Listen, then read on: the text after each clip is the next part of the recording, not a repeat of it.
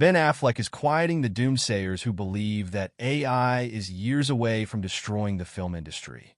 While speaking on a panel at CNBC's Delivering Alpha Investor Summit, the Argo director unpacked the limitations of generative AI and proclaimed his belief that movies will be one of the last things, if everything gets replaced, to be replaced by AI.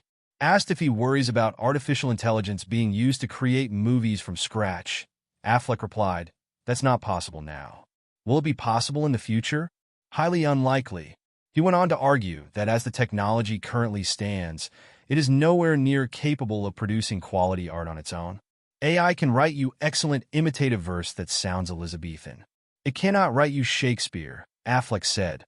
The function of having two actors or three or four actors in a room and the taste to discern and construct, that is something that currently entirely eludes AI's capability, and I think will for a meaningful period of time.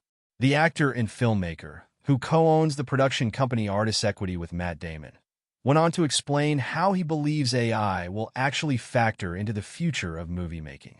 As Affleck sees it, the technology has the potential to affect the more laborious, less creative, and more costly aspects of filmmaking by bringing costs down, which will in turn lower the barrier to entry and allow more voices to be heard.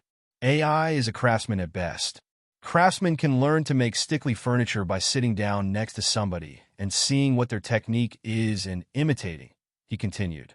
They're just cross-pollinating things that exist. Nothing new is created. Not yet. He added, craftsman is knowing how to work. Art is knowing when to stop. And I think knowing when to stop is going to be a very difficult thing for AI to learn, because it's about taste, lack of consistency, lack of controls, lack of quality. That said, Affleck did point to one area of the industry where cost-cutting will certainly impact real people and their jobs. I wouldn't like to be in the visual effects business. They're in trouble, Affleck admitted. Because what cost a lot of money is now going to cost a lot less. It is going to hammer that space, and it already is, he continued, but it's not going to replace human beings making films. It may make your background more convincing. It can change the color of your shirt. It can fix mistakes you've made. It can make it so you might be able to get 2 seasons of House of the Dragon in a year instead of 1. However, Affleck argued, those changes should also lead to an increase in capability and demand, leading to more shows and films being created. AI has become a controversial topic amongst those in Hollywood. Guardrails against its implementation was one of the most divisive issues on the table when it came to settling the latest SAG-AFTRA contract after a 118-day strike.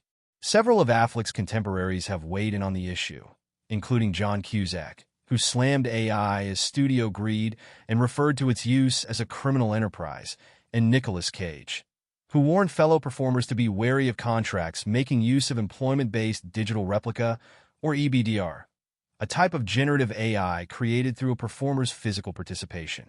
This technology wants to take your instrument. We are the instruments as film actors, Cage said at the Newport Beach Film Festival in October. The studios want this so that they can change your face after you've already shot it. They can change your face, they can change your voice, they can change your line deliveries, they can change your body language, they can change your performance. Protect your instrument. The conversation surrounding AI has also extended well beyond just actors.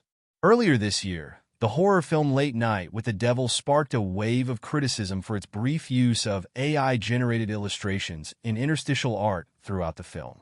Last year, Tim Burton joined a chorus of directors condemning the technology being used to recreate their signature style. Burton likened the practice to watching a robot taking his humanity